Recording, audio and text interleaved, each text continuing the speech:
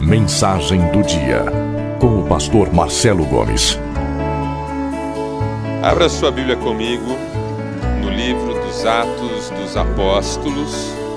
Nós vamos ler no capítulo 21, do primeiro verso ao verso de número 15.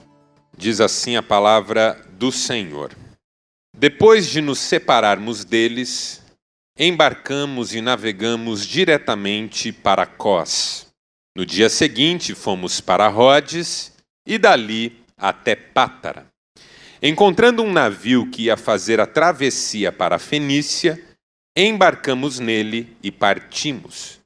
Depois de avistarmos Chipre e seguirmos rumo sul, navegamos para a Síria. Desembarcamos em Tiro, onde o nosso navio deveria deixar sua carga. Encontrando os discípulos dali, ficamos com eles 7 dias. Eles, pelo Espírito, recomendavam a Paulo que não fosse a Jerusalém. Mas quando terminou o nosso tempo ali, partimos e continuamos nossa viagem. Todos os discípulos, com suas mulheres e filhos, nos acompanharam até fora da cidade e ali na praia nos ajoelhamos e oramos. Depois de nos despedirmos, embarcamos e eles voltaram para casa. Demos prosseguimento à nossa viagem partindo de Tiro e aportamos em Ptolemaida, onde saudamos os irmãos e passamos um dia com eles. Partindo no dia seguinte, chegamos a Cesareia e ficamos na casa de Felipe, o evangelista, um dos 7. Ele tinha 4 filhas virgens que profetizavam. Depois de passarmos ali vários dias, desceu da Judéia um profeta chamado Ágabo. Vindo ao nosso encontro, tomou o cinto de Paulo e, amarrando as suas próprias mãos e pés, disse: Assim diz o Espírito Santo.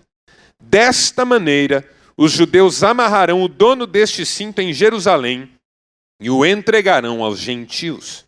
Quando ouvimos isso, nós e o povo dali rogamos a Paulo que não subisse para Jerusalém. Então Paulo respondeu: Por que vocês estão chorando e partindo o meu coração? Estou pronto não apenas para ser amarrado, mas também para morrer em Jerusalém pelo nome do Senhor Jesus. Como não pudemos dissuadi-lo, desistimos e dissemos: Seja feita a vontade do Senhor.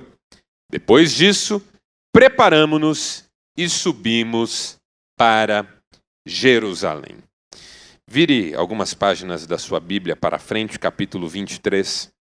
Eu quero ler apenas o verso 11.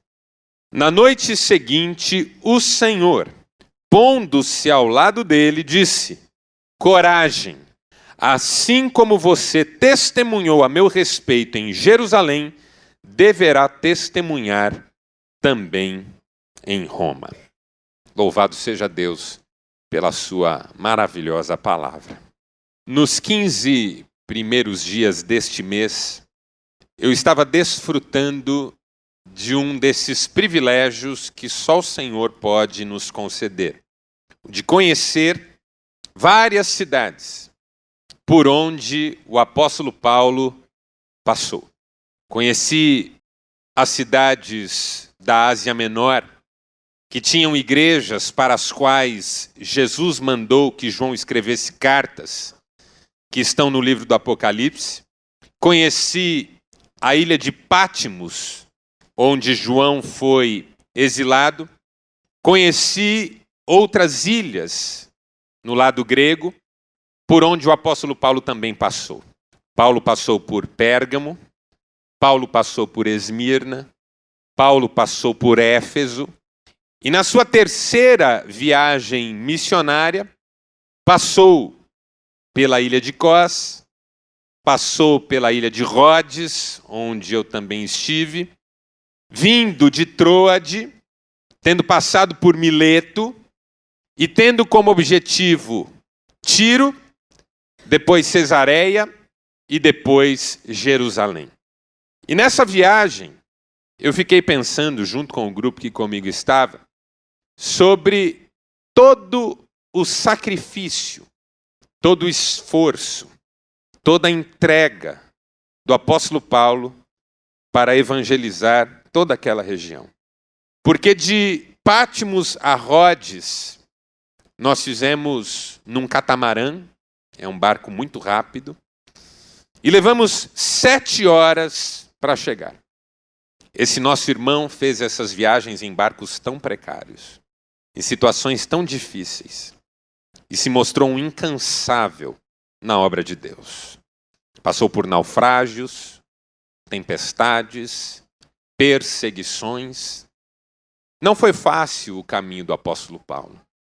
Estando ali, eu fiquei pensando quantas vezes eu senti tantas dificuldades na obra de Deus e não passei nem por 10% do que esse irmão teve que enfrentar. Pensei sobre quanto eu ainda posso entregar nas mãos de Deus. Quanto eu ainda posso fazer na obra de Deus, quanto Deus ainda pode me usar. Mas pensando sobre o que compartilhar com você nessa noite, não senti de seguir por essa direção. Na verdade, a minha identificação com o apóstolo Paulo nesse texto encontrou outro ponto de contato. Não o fato de eu ter passado por lugares onde ele passou. Porque certamente muitos aqui jamais passarão por aqueles lugares onde ele passou, e eu não estou falando isso para desmotivar você. É porque isso não faz parte das nossas prioridades de vida, muitas vezes. Me fez lembrar uma vez que eu estava pregando para um grupo de umas 150 mulheres, falando sobre riqueza, prosperidade, como isso não é sinal da bênção de Deus na vida de ninguém, até porque as pessoas mais ricas do mundo não são tementes a Deus. E aí, determinada altura da mensagem, eu disse assim: talvez eu nunca tenha o dinheiro de um Bill Gates. E uma senhora na primeira fileira falou assim: talvez não, o senhor nunca vai ter. Falei: ô irmã, calma lá. Repreenda essa palavra agora. Que história é essa? Não quero desmotivar você. Mas talvez você nunca passe por aquela região. Talvez eu nunca volte para lá. A minha identificação com o apóstolo Paulo, nesse texto que nós lemos, e que eu espero seja a sua também, não é o fato de eu ter passado por aqueles lugares ou um dia você vir a passar. A minha identificação com o apóstolo Paulo, nesse texto que nós lemos, é que eu já senti o que ele sentiu nessa oportunidade na sua vida. A tensão que há entre seguir em frente, em nome das convicções mais profundas do coração, ou desistir, por causa dos problemas que se apresentam no caminho. Porque isso é o que mais me chama a atenção nesse momento da trajetória de Paulo. Que ele estava mergulhado nessa tensão que existe entre o desafio de seguir em frente, pelas convicções mais profundas do coração, e o desejo que às vezes bate de desistir, por causa dos problemas que estão prometidos em toda a trajetória. Eu sinto isso tantas vezes na minha vida. Você sente isso tantas vezes na sua vida. Quer seguir, mas ao mesmo tempo pensa em desistir. Crê que deve seguir, mas ao mesmo tempo se sente pressionado a desistir. A tensão que há entre essas convicções e o desânimo, entre essas certezas e o abatimento de alma. Paulo sabia o que Deus queria da sua vida, mas tantas lutas estavam preparadas e não faltaram aqueles que tentaram desestimulá-lo. Gente de Deus, inclusive. Porque as pessoas que nos amam, mesmo quando creem em Deus, têm dificuldade em lidar com o nosso sofrimento. Ninguém que nos ama gosta de nos ver sofrer. Imagine que você está passando por uma luta no casamento, por exemplo. Desgastes, ofensas, muita tristeza, muitas brigas. Você tem um pai que ama o Senhor. E ele chega para você e diz: meu filho, por que é que você não larga isso? Por que é que você não para com isso? Por que é que você não deixa essa mulher? Vocês estão sofrendo. A sua mãe chega e diz: filha, se você quiser vir para casa, venha, eu recebo você. Mas não se submeta mais a esse sofrimento, não deixe mais isso acontecer com você, não. São pessoas que amam a Deus às vezes, mas que não conseguem lidar com o fato que nós estamos sofrendo. tentam encontrar caminhos alternativos que nos permitam parar de sofrer. E os irmãos, durante a viagem de Paulo, estavam imbuídos desse sentimento. Paulo, não vá para Jerusalém. Em Tiro foi assim. Paulo ficou 7 dias em Tiro e encontrou ali discípulos. E os discípulos diziam para ele, não vá para Jerusalém, por favor. Não vá para Jerusalém.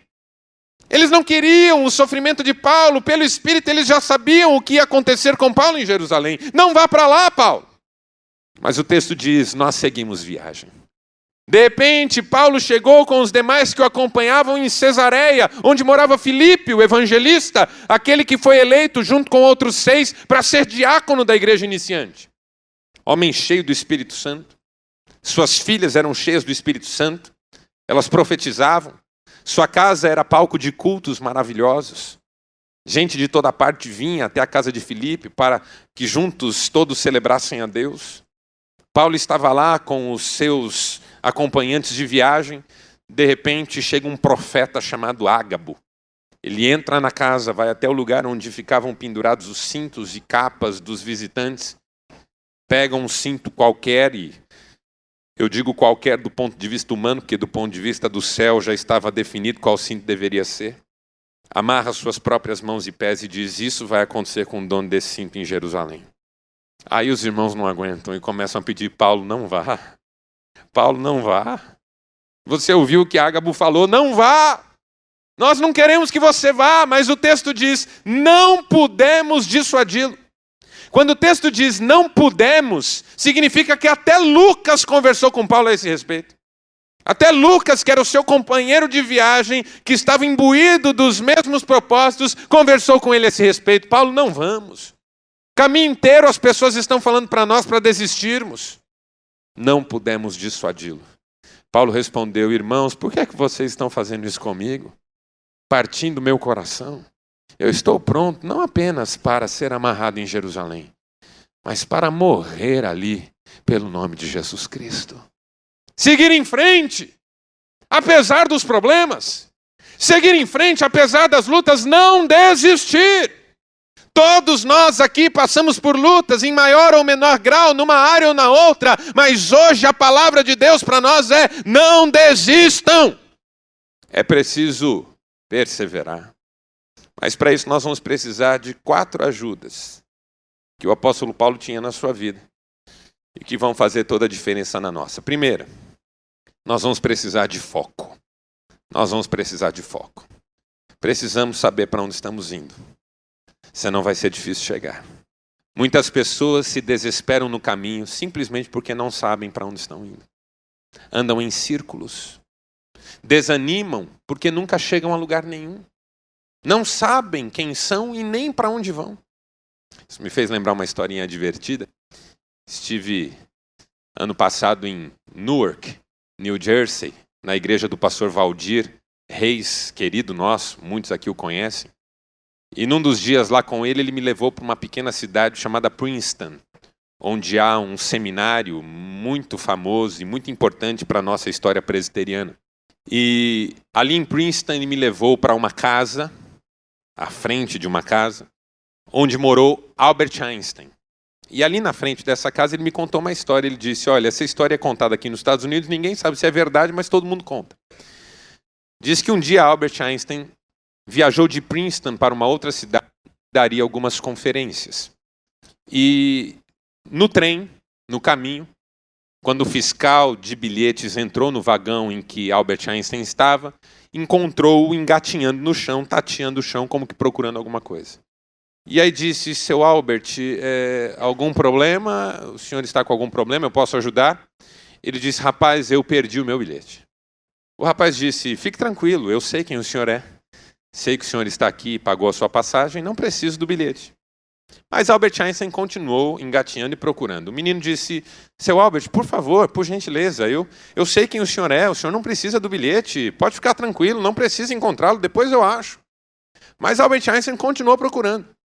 O rapaz disse, senhor Albert, assim o senhor me ofende, eu sei quem o senhor é. Albert Einstein olhou para ele e falou assim, eu sei que você sabe quem eu sou, eu também sei quem eu sou, eu não sei para onde eu estou indo. O que é que adianta? Você saber quem é, mas não saber para onde vai. Pessoas que perderam o foco.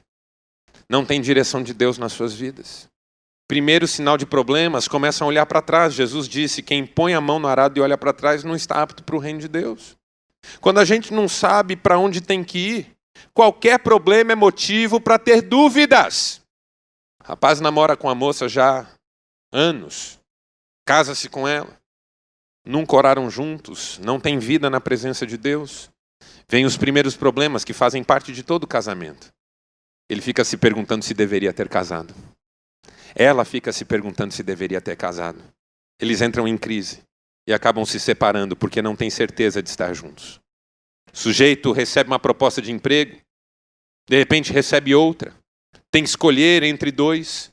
Escolhe pelo salário, talvez, pela proximidade de casa, talvez, por pretensões maiores no futuro, talvez. Não ora, não busca a direção de Deus. Vem as primeiras lutas no trabalho, as primeiras perseguições. Ele começa a dizer para si mesmo, eu devia ter aceitado o outro. Eu não devia estar aqui. Pessoas que andam sem direção de Deus na vida, nos primeiros problemas consideram que pegaram o caminho errado. Quando falta a direção de Deus na vida, todo problema funciona como indicativo de que você está andando na estrada errada. Mas quando a gente tem foco de Deus na vida, direção de Deus na vida, os problemas são obstáculos a superar, porque não há estrada que não tem obstáculos, mas maior é Deus que vai à nossa frente. Quando eu sei para onde eu estou indo, as lutas não podem me parar. Mas quando eu não sei para onde estou indo, qualquer muro vira uma montanha intransponível. Pessoas que não sabem para onde estão indo, querem pular do avião em meio às turbulências. Eu não devia estar aqui dentro. O que eu fui inventar? Por que eu fui fazer isso? Gente que está andando em círculos na vida, tem chamado de Deus, mas nunca disse sim para o Senhor. Não ora antes de tomar decisões. Se a gente quer ter foco na vida, precisa orar mais. Sem vida de oração, não tem foco. Eu preciso orar mais para que Deus ponha foco na minha vida. Senhor, eu não quero dar um passo se o Senhor não dirigir. Foi David Livingstone quem disse isso de forma tão bonita. Ele disse, sem Cristo, nem mais um passo. Com Cristo, a qualquer lugar. Sem Cristo, nem mais um passo. Com Cristo, a qualquer lugar. Foco. Se Deus está conduzindo, vamos juntos. Se essa é a vontade de Deus, vamos enfrentar as lutas. Se é para lá que Deus está direcionando, vamos em frente. Se eu tenho clareza do que Deus quer de mim, não é essa dificuldade que vai me tirar da rota. Foco. Paulo, não vá, eu tenho que ir. Mas por quê? Porque Deus falou comigo que eu vou testemunhar em Jerusalém e depois vou testemunhar em Roma. Não posso fugir do desafio. Meu casamento pertence a Deus. Não vou abrir mão dele por causa dessa luta. Meus filhos são consagrados a Deus. Não vou dá-los como perdido por causa dessa dificuldade. Meu trabalho é para a glória de Deus. Não vou desanimar agora. Ah, mas eu não tenho certeza. Então eu vou entrar em campanha de oração hoje, em nome de Jesus, até que eu tenha certeza do que Deus quer de mim. Sem Cristo, nem mais um passo. Com Cristo, a qualquer lugar. Quem diz amém para essa palavra? Foco. Foco, irmãos. Foco. Segunda necessidade nossa. Fé.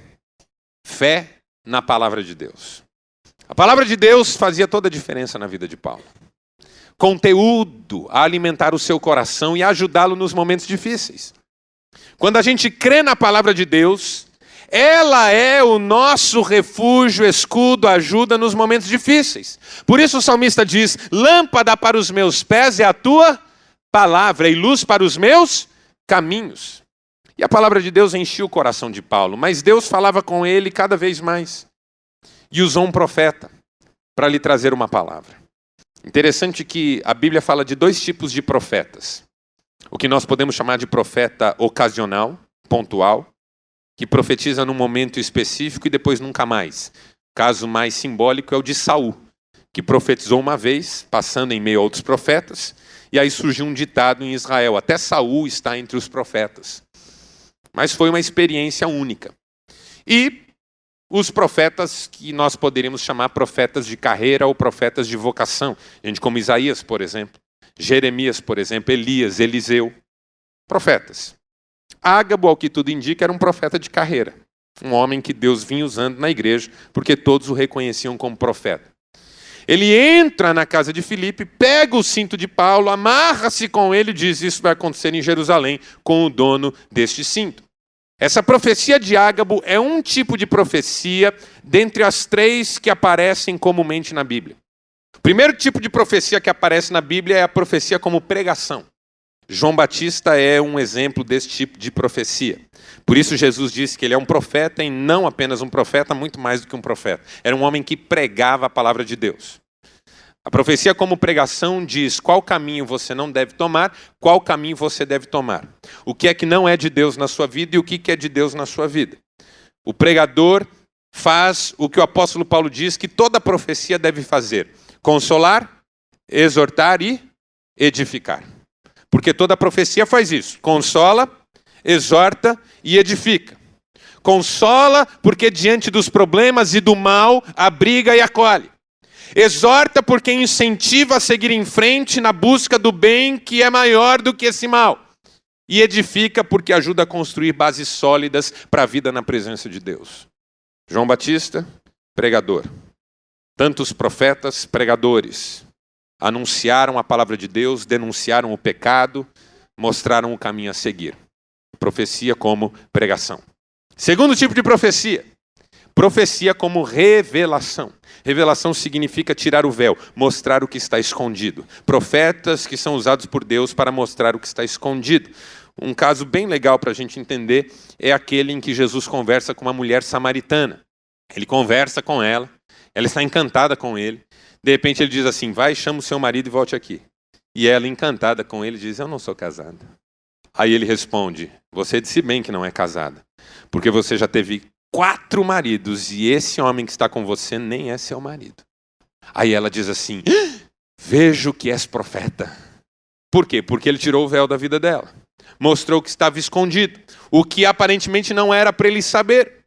Isso vai fazer com que Paulo escreva lá na frente: eu queria que todos vocês profetizassem. Porque aí, entrando um indouto ou incrédulo numa reunião de vocês profetizando, os seus pecados lhes seriam jogados em rosto e eles, convertendo-se de joelhos, reconheceriam a presença de Deus no meio de vocês. Profecia como revelação. Quando Deus usa uma pessoa para trazer à luz algo que está escondido na nossa vida e nos fazer romper com tudo aquilo que está errado, mas que ninguém sabe. Mas aí vem o terceiro tipo, que é o tipo que Ágabo protagoniza aqui, que é a profecia como previsão. É quando o profeta fala de algo que está para acontecer e vai acontecer. Isaías, que profetizou a vinda do Messias, por exemplo, profetizou a libertação de Israel por Ciro, por exemplo. Tantos profetas que falaram sobre coisas que viriam. E Ágabo fez isso, falou sobre coisas que estavam para acontecer. E isso vai acontecer com o dono desse cinto em Jerusalém. O que eu estou tentando dizer para você é que o tempo todo Deus está usando pessoas para falar com a gente. O tempo todo Deus está levantando pessoas para ministrar ao nosso coração. Uma igreja precisa de profetas. Uma igreja precisa de pessoas com palavra de sabedoria e conhecimento. Uma igreja precisa de pessoas com dons de mestre. Os dons são fundamentais, por quê? Porque vão nos ajudando a confirmar a nossa trajetória a partir da palavra de Deus. Vão nos ajudando a sintonizar a nossa vida com a vida de Deus. A palavra de Deus vai nos ajudando a permanecermos firmes na hora da luta. Pessoas que não conhecem nada da Bíblia na hora da luta ficam desesperadas. E o que é que Deus fala com Paulo através de Ágabo? Vai ser difícil, Paulo. Porque essa é uma verdade que a palavra de Deus tem para nós. Deus nunca nos enganou. Irmãos, Deus nunca nos enganou. A palavra nunca disse que seria fácil, que seria sem lutas, que seria um mar de rosas. Nunca disse. Ah, mas eu queria. A palavra nunca prometeu isso para você, nem para mim, nem para ninguém. A palavra sempre disse que seria complicado. Jesus disse: no mundo tereis aflições. Fazem parte. Jesus disse que nós choraríamos. Jesus disse que nós teríamos fome e sede de justiça. Jesus disse que nós seríamos perseguidos. Jesus disse. Mas ele também disse que Deus estaria conosco. Ele também disse que nós poderíamos ter bom ânimo. Ele também disse que nós poderíamos crer, porque nada é impossível ao que crê. Aleluia!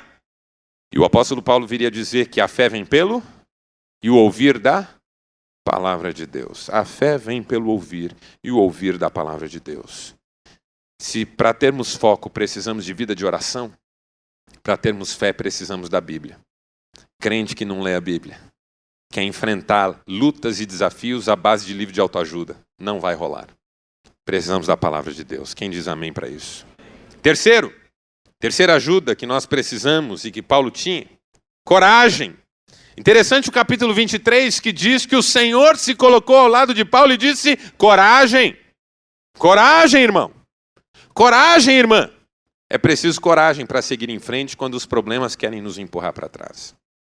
Dietrich Bonhoeffer escreveu que o diabo bem sabe que a carne tem medo do sofrimento. E quantas vezes nós não voltamos atrás por causa do medo de as coisas ficarem complicadas demais.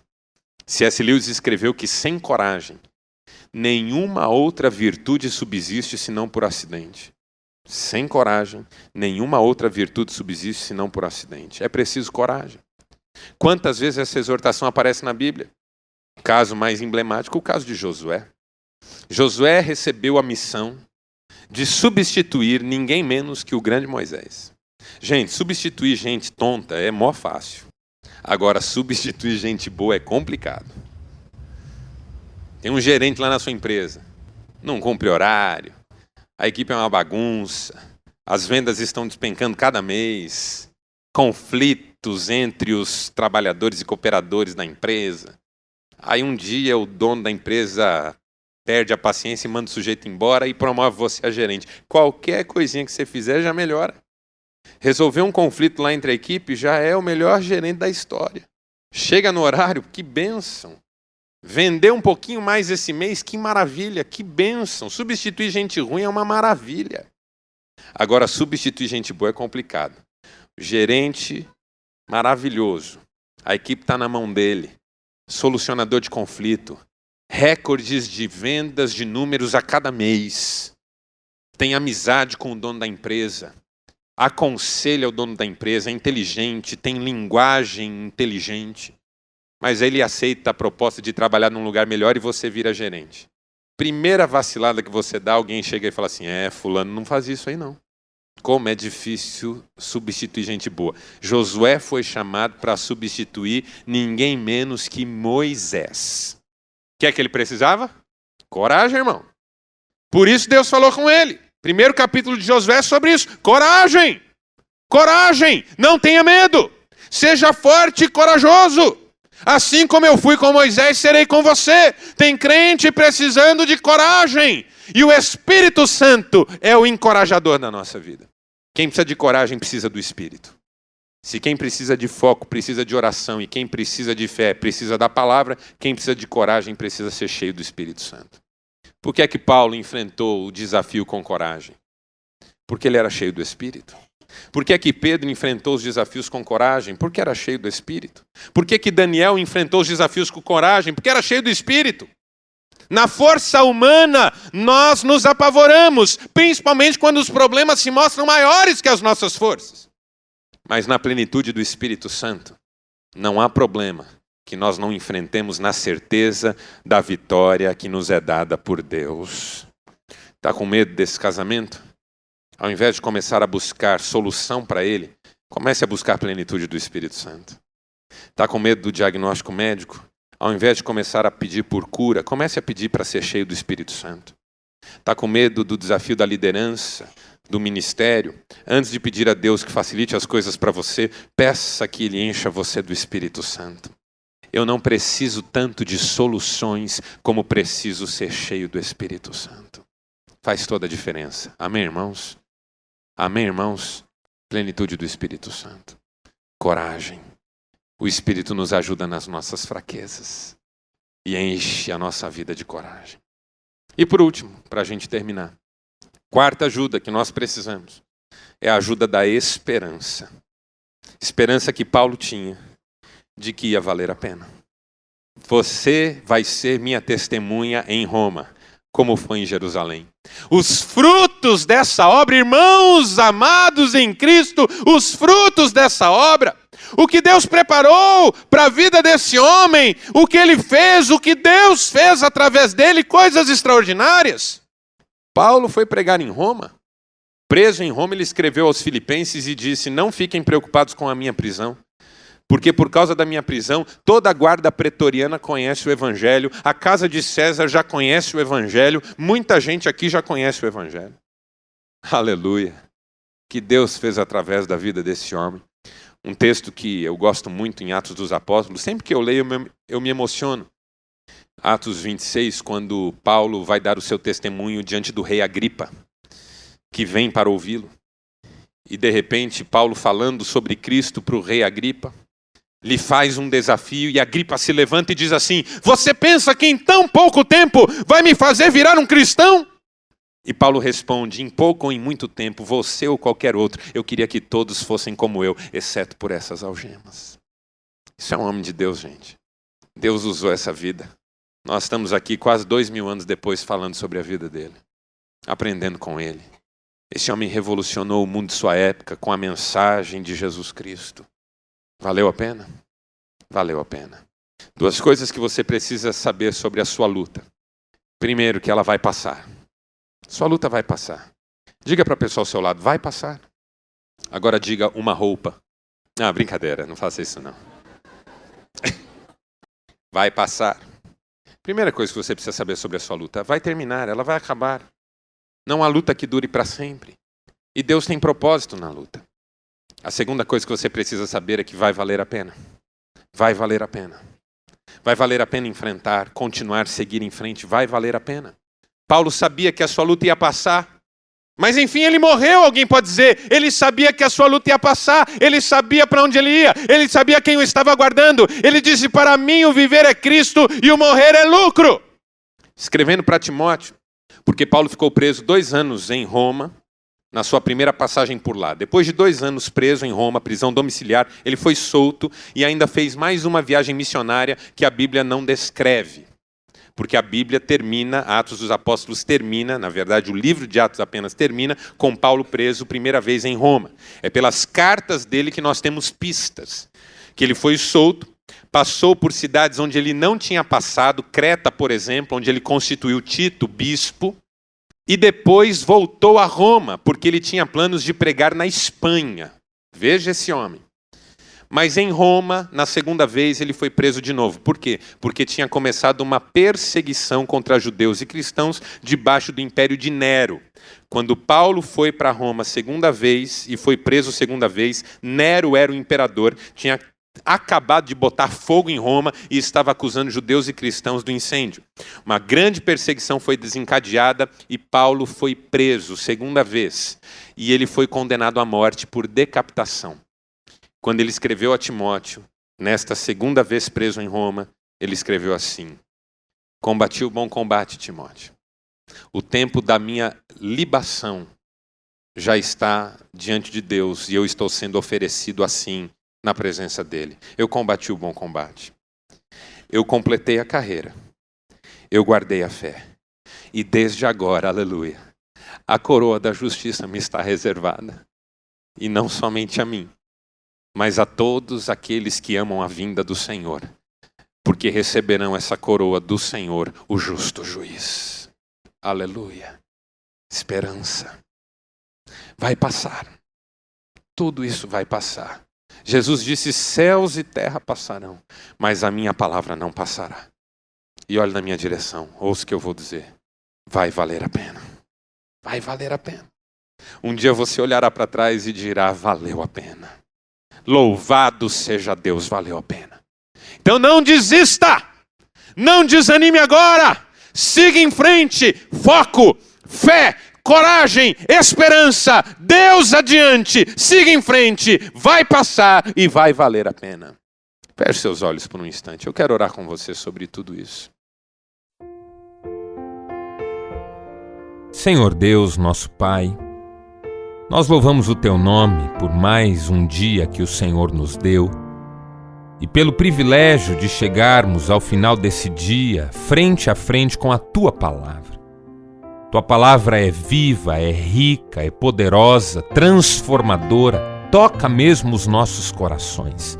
E o nosso desejo é o de vivermos de acordo com a Tua Palavra, andando nos Teus caminhos, glorificando o Teu nome. Deus, que cada um dos princípios que hoje ouvimos pela Tua Palavra fiquem gravados no nosso coração, que os ensinamentos que ouvimos possam dar fruto através da nossa vida e que em tudo nós obedeçamos ao Senhor e adoremos ao Senhor com a nossa vida. Fica conosco, Pai. Dá-nos uma noite agradável. Abençoa as nossas vidas, os nossos lares. É o que nós te pedimos, em nome de Jesus. Amém.